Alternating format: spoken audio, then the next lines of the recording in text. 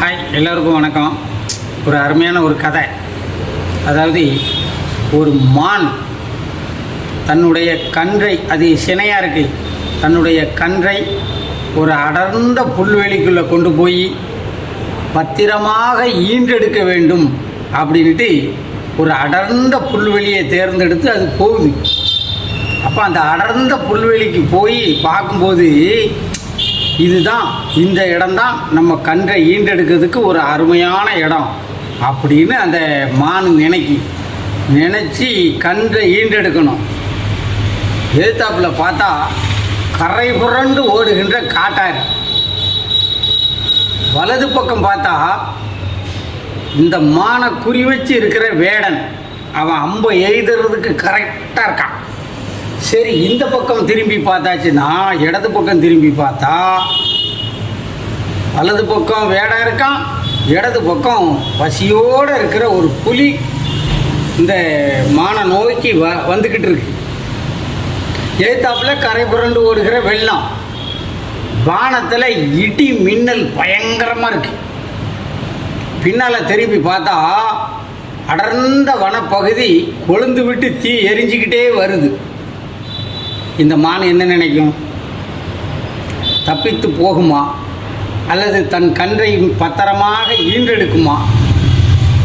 அந்த மான் நினைச்சது, என்ன ஆனாலும் சரி நம்ம கன்றை பத்திரமாக ஈன்றெடுக்கணும் அப்படிங்கிற ஒற்றை குறிக்கோளோடு, உறுதியான மனநிலையோடு தன் கன்றை பத்திரமாக ஈன்றெடுக்க வேண்டும் வேண்டும் வேண்டும் என்கிற ஒற்றை குறிக்கோளோடு உறுதியாக இருந்தது.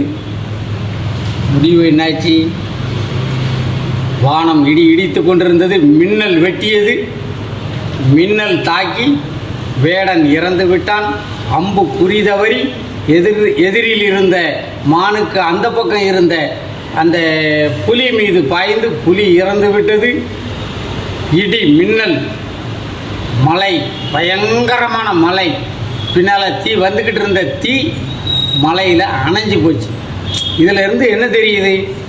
அதாவது யாராக இருந்தாலும் சரி, ஒரு உறுதியான நிலைப்பாட்டோடு, ஒரு உறுதியான ஒரு குறிக்கோளோடு, நம்ம வைராக்கியத்தோடு செயல்பட்டு கொண்டிருந்தால் இந்த பிரபஞ்சம் நமக்கு வழிவிடுங்கிறது தான் இந்த கதை காட்டுது. ஏன்னா நம்ம குறிக்கோளில் உறுதியாக, எண்ணத்துலேயும் குறிக்கோள்லேயும் உறுதியாக இருந்துட்டோம் அப்படின்னா, நம்ம செயல்பாடு நன்றாக இருந்ததுன்னா இறைவன் கூட விருப்பம் இல்லை என்றாலும் விருப்பத்தோடு கை கொடுத்து உதவுவான் அப்படிங்கிறது தான் இந்த கதையினுடைய அர்த்தம்.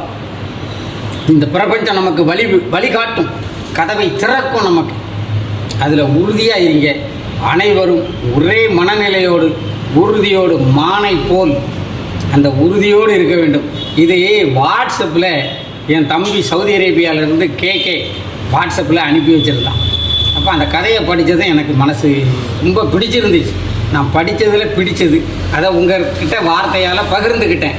மிக்க நன்றி. வாழ்க வளமுடன்.